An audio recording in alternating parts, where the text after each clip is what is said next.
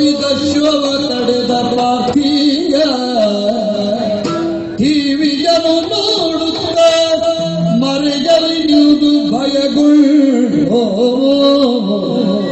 ಚಿತ್ರಾಂಗದೆಯ ದೂತಿಯೂ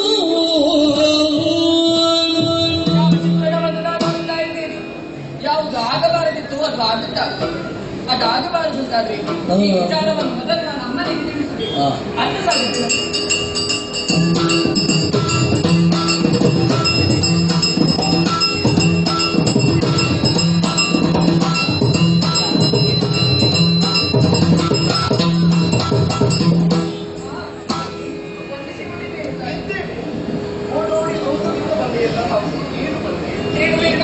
ಮಾತೆಯಲ್ಲ ಭಿನ್ನಪವ ಪ್ರೀತಿಯಿಂದ ಲಾಲಿಸುವ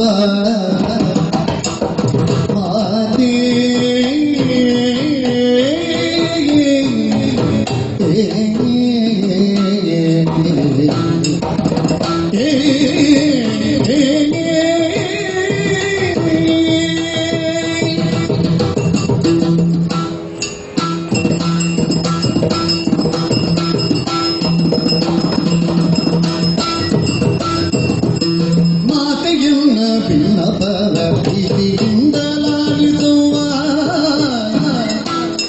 ಭೂತಡೀಚರಿಂದು ಕುಲಜಾತರು ಧರ್ಮನು ಜರುತಿ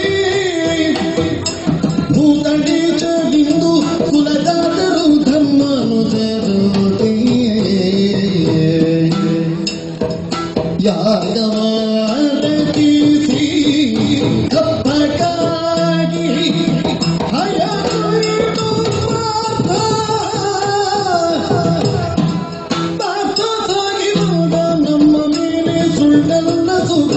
ಶೀಲೆ ಮಾತೆ ಮಾತಿಲ್ಲ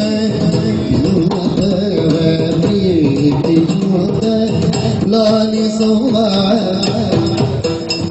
ಮಾತೆ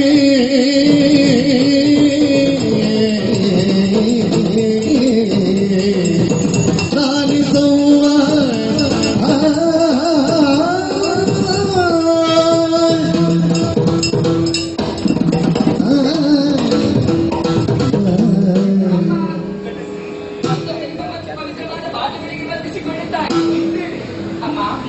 ಈ ಮಣಿಪುರದಲ್ಲಿ ನಡೆಯುವಂತಹ ಪ್ರತಿಯೊಂದು ವಿದ್ಯಮಾನವನ್ನು ನಿಮಗೆ ತಿಳಿಸಬೇಕಾದ ನನ್ನ ಕರ್ತವ್ಯ. ಖಂಡಿತ ಹಾಗೆ ಇಂದಿನ ನನ್ನ ಕೆಲಸಗಳನ್ನೆಲ್ಲ ಮುಗಿಸಿ ನನ್ನ ಮನೆಯನ್ನು ತೆರಳುವಂತಹ ರಾಜಸ್ಥಾನದ ಬಳಿಯಲ್ಲಿ ಹೋಗುವಂತಹ ಸಂದರ್ಭದಲ್ಲಿ ನಿಮ್ಮ ಮಗನಾದಂತಹ ಬಬ್ರುವಾಹನ ತುಂಬಿದ ಸಭೆಯಲ್ಲಿ ಮಂಡಿಸಿದ ವಿಚಾರವನ್ನು ನಾನು ಕೇಳಿಕೊಂಡೆ. ಹೌದಮ್ಮ, ಆ ವಿಚಾರವೇನೆಂದು ಹೇಳಿದಾಗ ನನಗೆ ತಿಳಿಬಂದ ವಿಚಾರವೇನು ಬಂದಿಲ್ಲ. ಅಮ್ಮ, ಭೂಮಂಡಲದಲ್ಲಿ ಅದೆಷ್ಟೋ ನಕ್ಷತ್ರಗಳಿದ್ದರೂ ಕೂಡ ರಾರಾಜಿಸುವ ನಕ್ಷತ್ರಗಳು ಯಾವುದು ಅಂತ ಕೇಳಿದ್ರೆ ಸೂರ್ಯ ಮತ್ತು ಚಂದ್ರನಂತೆ. ಅದೇ ರೀತಿ ಹೌದು, ಧರೆಯಲ್ಲಿ ಶ್ರೇಷ್ಠವಾದ ವಂಶ ಯಾವುದು ಅಂತ ಕೇಳಿದ್ರೆ ಸೂರ್ಯವಂಶ ಮತ್ತು ಚಂದ್ರವಂಶದಂತೆ. ಅದರಲ್ಲಿ ಚಂದ್ರವಂಶದಲ್ಲಿ ಹಸ್ತಿನಾಪುರವನ್ನು ಆಳುತ್ತಿರುವವರು ಪಾಂಡವರು, ಚಕ್ರವರ್ತಿಯವರು.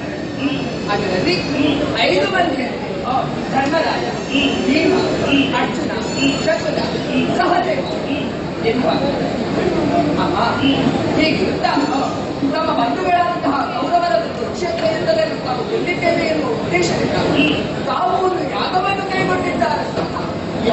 ಹೌದಾ? ಅಮ್ಮ, ಬಂಧು ಹತ್ಯೆ ದೋಷದ ನಿವಾರಣೆಗೆ ಬೇಕಾಗಿ ಕೈಗೊಂಡಂತಹ ಯಾಗವು.